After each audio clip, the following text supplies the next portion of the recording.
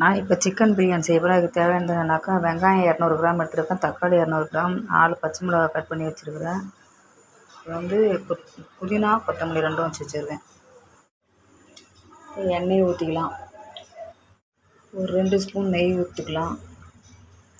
நான் இப்போ கிராம்பு ஏலக்காய் போட்டுக்கலாம், பிரியாணி போட்டுக்கலாம், மிளகாய் போட்டுக்கலாம், உப்பு போட்டுக்கலாம், ஸ்பூன் அளவுக்கு இஞ்சி போட்டுக்கலாம், அது போட்டுக்கலாம். நல்லா ப்ரௌன் கலராக ஆகிற வரையும் நல்லா வதக்கணும். இன்னும் கொஞ்சம் நேரம் ப்ரௌன் கலர் ஆனாக்கா இப்போ புதினாவும் கொத்தமல்லியும் போட்டுக்கலாம். பிரியாணி மசாலா, மிளகாத்தூள், கொத்தமல்லி தூள் இது 3 போட்டுக்கலாம்.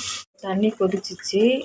என்ன ஒன்று தப்பு பண்ணேன்னா, கறி போடும்போது நான் வீடியோ எடுக்கிறத போட்டுவிட்டேன். நான் இப்போ கறி போட்டு தண்ணி கொதித்து கறி நல்லா வெந்துருச்சு. நான் இப்போ அரிசி போட போகிறேன். இதில் கறி போட்டு தண்ணி கொதிச்சிச்சு, கறி நல்லா வெந்துச்சு. இப்போ நான் அரிசி போட போகிறேன்.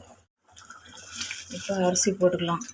அரிசி போட்டாச்சு. அரிசி போட்டு நல்லா கிண்டிட்டு ஒரு கொதி வந்தோடனே மூடி ஒரு 5 நிமிஷம் வச்சோம்னா சாப்பாடு ரெடி ஆகிடும்.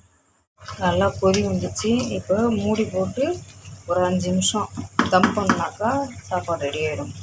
ஒரு 5 நிமிஷம் டைம் வச்சு நான் ஆஃப் பண்ணினேன். ஆஃப் பண்ணிட்டு ஓப்பன் பண்ணால் செம்ம சூப்பராக இருக்குது பிரியாணி. நல்லா பாருங்கள், எவ்வளோ அழகாக இருக்குது, டேஸ்ட்டாக இருக்குது. நீங்களே கூட செய்து பாருங்கள். செய்து பார்த்துட்டு லைக் பண்ணுங்கள், ஷேர் பண்ணுங்கள், கமெண்ட் பண்ணுங்கள், சப்ஸ்கிரைப் பண்ணுங்கள்.